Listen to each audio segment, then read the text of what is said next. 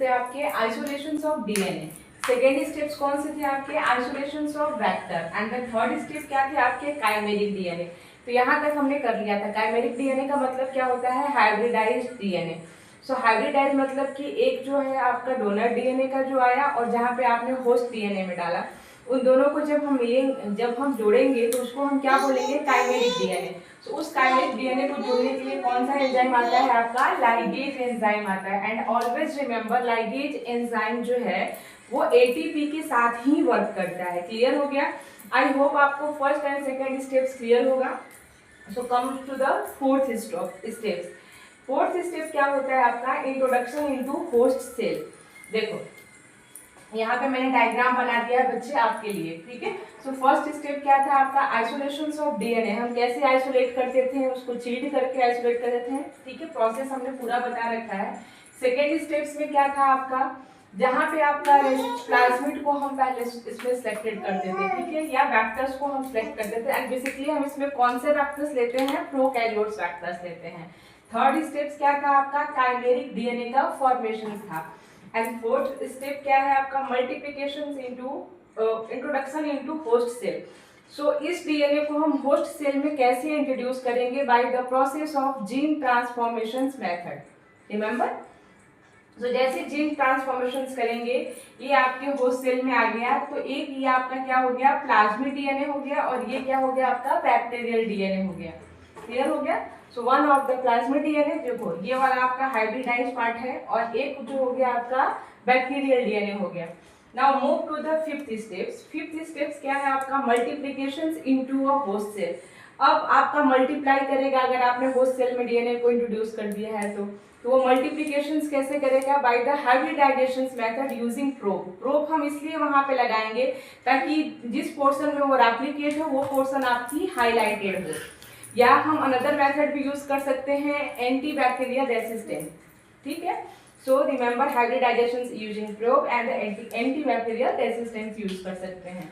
जो आपका six process है वो क्या है आपका, एक्सप्रेशंस ऑफ जीन। अब आपका मल्टीप्लाई हो गया तो एक्सप्रेस कैसे करेगा, so last one is the expression of gene, और हमें इसमें क्या मिल जाएगा आपका, डिजायर्ड प्रोडक्ट मिल जाएगा। अब देखो यहाँ पे जब ये मल्टीप्लाई होगा तो टू सेल्स 4 में होंगे, 4 सेल्स 8 में होंगे, 8 सेल 10 में होंगे। इस तरह से ये रेप्लिकेट करते हुए चला जाएगा, और जो भी आपका ये प्लाज्मिड डीएनए है वो क्या करेगा, ट्रांसक्रिप्शंस करेगा, जो आरएनए बनाएगा, एंड देन ट्रांसलेशन करके हमें प्रोटीन्स मिल जाएगी। और हमारा वर्क क्या था, आरडीटी में हमें क्या लेना था, प्रोटीन मिलना था, प्रोटीन बनाना था हमें, जिससे हम फर्दर अपने रिसर्च को प्रोसीड कर सके। सो आई होप आपको ये क्लियर हो गया होगा 6 स्टेप्स। मैं यहाँ पे एक बार रिकॉल कर देती हूँ एक बार फिर से आपके लिए। First step is the isolation of DNA. जैसे हमने आइसोलेट कर दिया, उस डीएनए को हमने क्या किया, कट लगाया। किस एंजाइम की हेल्प से हम कट लगाएंगे, रेस्ट्रिक्शन एंजाइम की हेल्प से हम उसको कट लगाएंगे। सेकेंड स्टेप्स में हमने क्या किया था, वेक्टर को आइसोलेट किया था। थर्ड स्टेप्स में हम क्या करेंगे, काइमेरिक डीएनए बनाएंगे, ठीक है। फोर्थ स्टेप्स में हम क्या करेंगे, जो डीएनए हमारे पास है उसका हम क्या करेंगे, होस्ट सेल में इसको इंट्रोड्यूस करेंगे।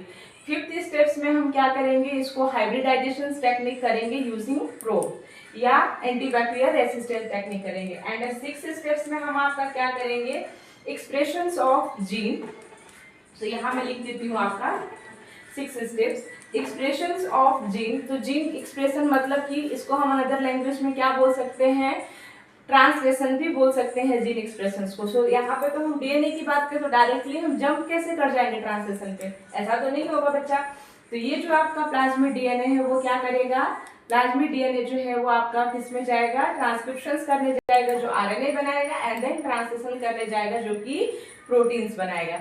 आई होप आपको इतना सारा स्टेप्स क्लियर हो गया होगा, एंड आई थिंक आपको याद भी हो गया होगा। इफ केस एनी आपको डाउट होता है आप मेरे कमेंट सेक्शन में पूछ सकते हैं, एंड इसके नोट्स आपको बहुत ही प्रॉपर डिटेल्स में मिल जाएंगे। सो उसके लिए आप मेरे ऐप बायो विथ सुमन, यहाँ मैं मेंशन कर देती हूँ अपने ऐप का नाम, बायो विथ सुमन, ये मेरे ऐप का नाम है बच्चे। आप इस ऐप पे जाओगे, इसको प्ले स्टोर से आप डाउनलोड कर सकते हो, एंड यहाँ पे आपको सारे मिल जाएंगे नोट्स, ठीक है। ये बहुत इंपॉर्टेंट है लॉन्ग क्वेश्चंस के लिए as well as short questions के लिए भी। अब कम्स टू द एंजाइम की आरडीटी में आपके कौन से एंजाइम्स यूज होते हैं? बेसिकली यहाँ पे दो तरह के enzyme, that is the exonuclease and the endonuclease. Basically endonuclease हमारे ही इसमें यूज होते हैं। तो न्यूक्लियेज कितने टाइप्स के होते हैं? 3 टाइप्स के।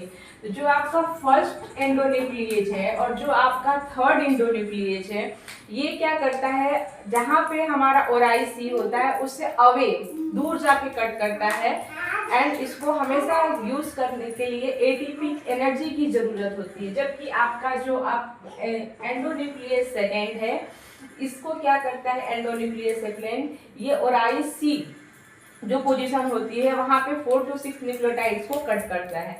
सो वेरी इंपॉर्टेंट है आपका कौन सा? एंडोन्यूक्लियस सेकेंड, हमेशा याद रखना, ठीक है। सो एंडोन्यूक्लियस सेकेंड का क्या टर्म्स कंडीशन है, ये कैसे सीक्वेंस को कट करेगा? ये हमेशा पैलिंड्रोमिक सीक्वेंस को ही कट करता है। एंड पैलिंड्रोमिक सीक्वेंस क्या होते हैं? वैसे सीक्वेंस जिसको आप फॉरवर्ड डायरेक्शन से पढ़ो तो सेम, बैकवर्ड डायरेक्शन से भी पढ़ो तो सेम। एग्जांपल दिया है मैंने यहाँ पे नमन करके। अगर आप लेफ्ट साइड से पढ़ते हो तो भी नमन ही आएगा, राइट साइड से पढ़ोगे बेटा तो भी आपका नमन ही आता है, ठीक। सो हमेशा रिमेंबर कि हमेशा ये पैलिंड्रोमिक सीक्वेंस को ही कट करेगा, वैसे सीक्वेंस जो कि दोनों डायरेक्शन से सेम हो। एक एग्जांपल दिया है मैंने यहाँ पे, सपोज GATTC, और इधर से अगर आप पढ़े तो इधर से भी आपका क्या आएगा?